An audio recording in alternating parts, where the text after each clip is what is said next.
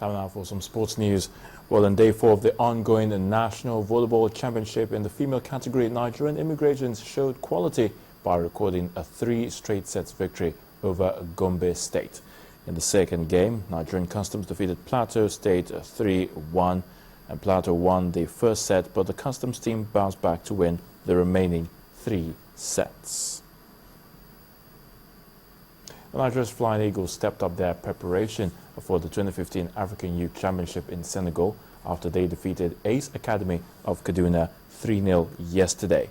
The Flying Eagles will play Highlanders of Kaduna tomorrow before going for the Christmas break to return on December the 27th. Our reigning African champions, Nigeria, will end the year 2014 in the 43rd position in the monthly FIFA rankings released by the World Football Governing Body. The Super Eagles have dropped 1 place in the latest classifications and are now ranked as the 9th best football playing nation in Africa. Only Zambia stay behind Nigeria to occupy the 10th spot. Algeria remains the best African playing nation. Well, meanwhile, Germany will end the year 2014 as the best playing country in the world. Remember, they are the world champions after winning the World Cup in Brazil. The 2014 FIFA World Cup winners lead unchanged profile that includes Argentina, Colombia, Belgium, and of course the Netherlands. Brazil, Portugal, France, Spain, and Uruguay complete the exclusive class of top football playing nations around the globe. And that's in the sports news. The news at 10 continues shortly.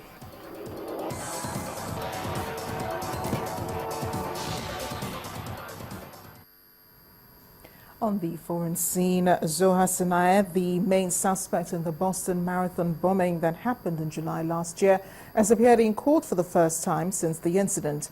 Zoha did not act alone. He and his elder brother, Tamerlan, were alleged to have built and planted the 2 pressure cooker bombs that exploded at the marathon's finish line. 3 people were killed, more than 260 injured. Tamerlan was later killed by the police in a shootout, while Zoha suffered gunshot wounds and has since remained in custody. In the final pre-trial hearing in the case held in Boston ahead of a jury selection for a federal trial, it begins on January 5th. Meanwhile, following the imposition of sanctions on Russia for the roles it's accused of playing in the Ukrainian crisis, crippling its economy, President Vladimir Putin has sought to ease fears over Russia's economy, insisting that the dramatic fall in the ruble will stabilize. St-Pierre has more. Well, indeed, Russia is feeling the pinch. While speaking at his end-of-year news conference, which lasted over 3 hours, he blamed outside factors for the currency hitting an all-time low. But he admitted Russia's central bank could have acted more swiftly. Russia is now on the verge of recession due to falling oil prices and sanction over its role in the Ukraine crisis. Also today, a man accused of masterminding the 2008 Mumbai terror attacks has been granted bail by a court in Pakistan. Zaki-ur-Rehman Lakhvi is one of 7 men facing trial over the attacks in the Indian city, which left 165 people dead. 9 gunmen were also killed in the process. Then Kenyan lawmakers have traded blows and the deputy speaker had water thrown on her amid a chaotic parliamentary session called to push through a tough new security bill. Finally, Hollywood stars have reacted with dismay after Sony cancelled the release of The Interview. That's a comedy film about a plot to kill North Korea's leader. Ben Stiller called the move a threat to freedom of expression, while Rob Lowe called it a victory for hackers who launched a cyber attack on Sony. And that's the foreign news wrap-up.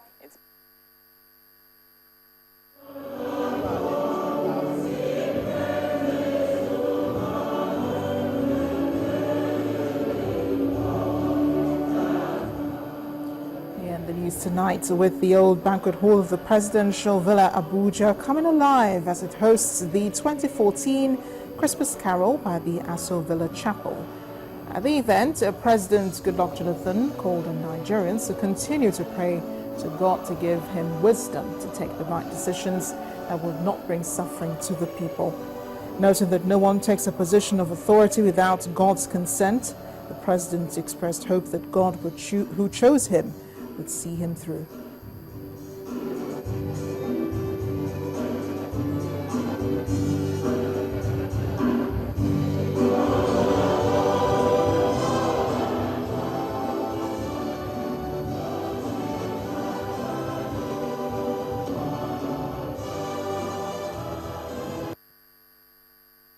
So I'll use this unique opportunity that we're having this Christmas carol to plead with all Nigerians to continue to praise love and unity of our country, especially this period that we, the politicians, are approaching elections.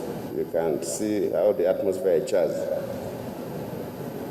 People are hungry, people are smiling, people are having all kinds of feelings. Sometimes you think that the heavens will even come down, but God will see us through. I believe with our commitment, with our prayers, and also we pray that God should give those of us who have been privileged to be handling sensitive matters for the rest of us to do these things with the fear of God. And if we begin to do what is right in our little ways, we'll surely go through the challenges. President Goodluck Jonathan at the Christmas Carol service organized by the Aso Villa Chapel. And the main news again. The federal government has again given the assurance that it has not given up the search for the Chibok girls, as it's doing everything possible to rescue the students. The government also called for security consciousness during the Yuletide. There have been more deadly attacks on Borno villages as the militant group Boko Haram has killed 33 people, kidnapped over 100 others in Gumsuri town.